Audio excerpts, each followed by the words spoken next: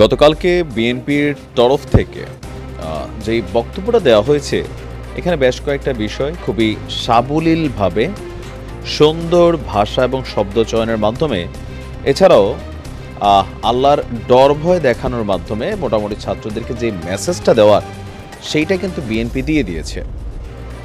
দর্শক, proclamation day of July revolution, মানে এটা একটা যে ঘোষণাপত্র আসার কথা যে এই সংবিধানকে কবর দিতে হবে বা মুজিববাদকে, এখন ৭২-এর সংবিধানকে মুজিববাদী সংবিধান হিসাবে কেউ কেউ মনে করছেন, তবে বিএনপি কিন্তু মনে করছে যে সংবিধান সেটার হিসাব আলাদা। এটা মুজিববাদ সংবিধান এই ধরনের শব্দ কোনো রাজনীতিবিদরা ব্যবহার না করলেও সোশ্যাল মিডিয়া প্ল্যাটফর্মে আওয়ামী বিরোধী যারা আছেন তারা বিভিন্ন সময় এটাকে মুজিববাদী সংবিধান হিসাবেই অভিহিত করে থাকেন। তাদের ভাষায় আমাদের সমন্বয়করা তারা যে ঘোষণা দিয়েছে, এখন প্রশ্ন হচ্ছে যে তাদের এই ৩১শে ডিসেম্বর কি আদৌ সফল হবে কিনা, নাকি রাষ্ট্রপতির অপসারণ ইস্যুতে তাদের যেমন মুখ থুবড়ে পড়েছিল তাদের যে চাওয়াটা, অথবা এই সংবিধানকে পরিবর্তনের ইস্যুতে এর আগে তাদের দাবিটা মুখ থুবড়ে পড়েছিল, এবারও ৩১শে ডিসেম্বর যেই বলা হচ্ছে যে সংবিধানের কবর রচনা করা সহ আরো বেশ কিছু বিষয় এখানে ঘোষণাপত্রে আসতে যাচ্ছে, তো এটাও কি মুখ থুবড়ে পড়বে কিনা। এখন এই প্রশ্নগুলো কেন আসছে, ৫ই আগস্ট ওই দিন ছাত্রদের ডাকে সারা বাংলাদেশের একটা বড় অংশের মানুষ মাঠে নেমেছিল। ওইটার কারণ ছিল কি, যার যার ব্যক্তি প্রয়োজনীয় অনেকে মাঠে নামছিল যে না, এই আওয়ামী লীগের দ্বারা আমি ক্ষতিগ্রস্ত হয়েছি, বা আওয়ামী লীগের একজন চাঁদাবাজ ভাই, তার জ্বালায় আমি দোকানটা চালাইতে পারি না। রিক্সাওয়ালাও চিন্তা করছে রিক্সা চালাই এই জায়গাতে ১০ টাকা চাঁদা দেওয়া লাগে, অথবা তার সাথে একটা খারাপ ব্যবহার হয়েছে।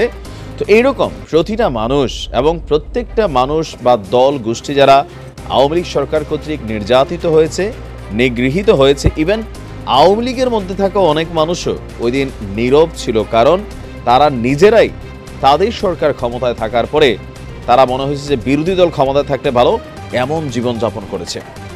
তো ওই দিনের হিসাবটা আর আজকে যে ৩১শে ডিসেম্বরের হিসাবটার মধ্যে আকাশ পাতাল ব্যবধান, কারণ বিএনপি এই মুহূর্তে তাদের কোনো নেতাকর্মীরা এই ৩১শে ডিসেম্বর বোঝাই যাচ্ছে যে তারা সেইখানে থাকবে না, আওয়ামী লীগ সেইখানে যাচ্ছে না, জামাত ইসলামের অবস্থান নিয়ে সন্দেহ আছে, জেলেও মানে গেলেও যাইতে পারে এমনটা ধারণা করা হচ্ছে। তবে তাদের এই যে ৩১শে ডিসেম্বরের ঘোষণা, এটা সরকার বলছে সরকারের সাথে কোনোভাবে সম্পৃক্ত না, এটা একটা প্রাইভেট, তাদের একটা নিজস্ব দাবি। যেমন গতকালকে আমরা দেখেছি আমাদের চিকিৎসকরা তাদের যে বেতন ভাতা আছেন সেটা ২৫,০০০ থেকে ৫০,০০০-এর দাবি করেছেন, পরে ৩৫,০০০ এটা সেটেল হয়েছে, কিন্তু এইটা আবার বলতেছে সরকার যে আগামী জুলাই মাস থেকে কার্যকর করবে। চিকিৎসকরা বলতেছেন না ভাই, এটা জানুয়ারি মাস থেকে কার্যকর করতে হবে, তাই না?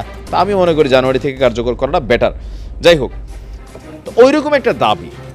এখন যেহেতু ছাত্রদের মধ্যে থাকা একজন উপদেষ্টা আসিফ, তিনি বিষয়টাকে সাপোর্ট করে ফেসবুকে একটা স্ট্যাটাস দিয়েছেন, সেখান থেকে আবার বিষয়টা নিয়ে কারোর সন্দেহ যে হয়তোবা ছাত্ররা ঘোষণা দিবে, তারপর সরকার এটাকে চাপ হিসাবে ফিল করবে, তারপর হয়তো তাদের কোনো একটা দাবি দেওয়া মেনে নেবে। আবার এই সংবিধান পরিবর্তনের যেই কাজটা, এটা এই অন্তর্বর্তী সরকার করবে, মানে সরকারেরই টিমে ছাত্ররা, আবার টিমের ছাত্রদেরই আরেকটা টিম হচ্ছে সরকার। এটা অনেকেই আমরা দেখছি বা বুঝতে পারতেছি বা ভাবতেছি।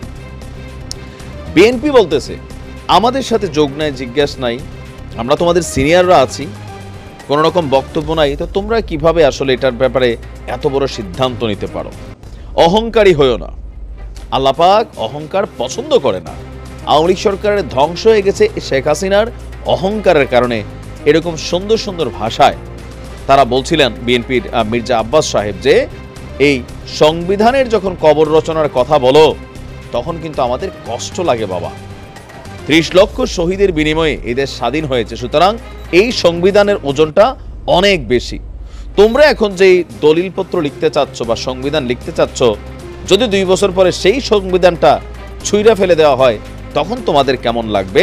আমাদেরও ঠিক এমনটা লাগছে। আপনি কথাগুলো গোছালো ভাষায়, মির্জা আব্বাস সাহেব যথেষ্ট কি বলে, একজন বুদ্ধিমান রাজনীতিবিদ, ঠান্ডা ভাষায় বলছে যে যদি তোমার মাথায় সমস্যা হয় তাহলে ঔষধ খাইতে হবে, মাথা তো কাইটা ফেলা যাবে না। সংবিধানে থাকতে পারে যে যে জায়গাগুলোতে আপত্তি বা সমস্যা, সংস্কারের দরকার বা পরিবর্তনের দরকার, ওই জায়গাগুলোতে সংশোধন আনা হবে। কিন্তু পুরো সংবিধান কবর দেওয়ার বললে আমরা যারা তোমাদের সিনিয়ররা আছি আমরা কিন্তু এটা নিতে পারি না। আর তোমরা এককভাবে এই সিদ্ধান্ত নিতে পারো না, কারণ হুট করে আইসা 15-16 দিনে তোমরা কিন্তু এই শেখ হাসিনা সরকারকে হটাও নাই। বিএনপির বিভিন্ন নেতারা বক্তব্য দিয়েছেন যে আমরা 17 বছর যাবৎ এই প্ল্যাটফর্মটা তৈরি করে রাখছি, তোমরা আইসা হুট করে কিন্তু এটা ঘটাইতে পারো নাই। এটার পিছনে আমাদেরই মেইন সাপোর্টিংটা ছিল।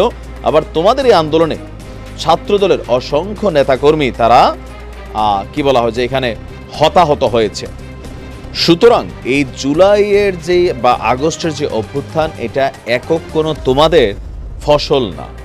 এটাকে রিজভী সাহেব বলছেন যে আরও বেশ কয়েকজন বিএনপির নেতারা বলছেন যে ছাত্ররা এই অভ্যুত্থানের যে ফলাফলটা এককভাবে এটার কৃতিত্ব নেওয়ার চেষ্টা করছে। বিষয়টা কিন্তু তাদের এককভাবে না, এটা সমন্বিত একটা ইস্যু। কথা কিন্তু সত্য, কিন্তু ছাত্ররা বলছে যে তোমরা বিএনপির মানে ক্ষমতা কতটুকু ছিল, শেখ হাসিনার বিরুদ্ধে তোমরা কি করতে পারছো।